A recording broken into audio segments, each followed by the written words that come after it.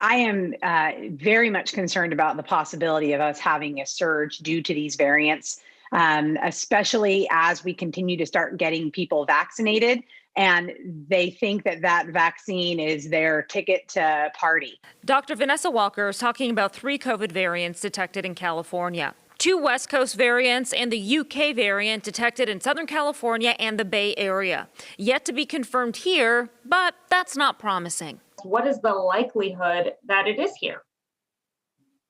I would be willing to bet it is here. I think it would be naive to think that it's not here. We just simply haven't caught it yet.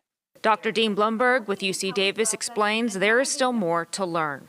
We don't know that much about them, and that's because we've really just started looking for the variants. We're a little bit behind with that, and so we're trying to catch up. Adding, the virus on average has 2 mutations a month. Some die off, while others become more sophisticated. And so the Brazilian and the South African variants look like they may escape vaccine-induced immunity more efficiently than the UK variant. So they've been discovered here in the US too, and we need to continue to look very closely at the strains that we're seeing to see just exactly what the risk is. We know that those variants are here in the United States. Airports are not closed. Travel is not closed. So even though we don't have confirmation it's here, is there a considerable likelihood that those concerning variants when it comes to the vaccine are actually here?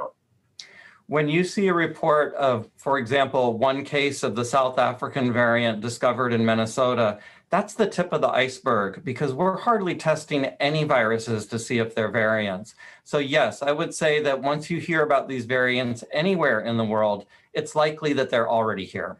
Both Dr. Blumberg and Dr. Walker emphasize the more we limit transmission and vaccinate, the less the virus will be able to infect others and mutate to survive.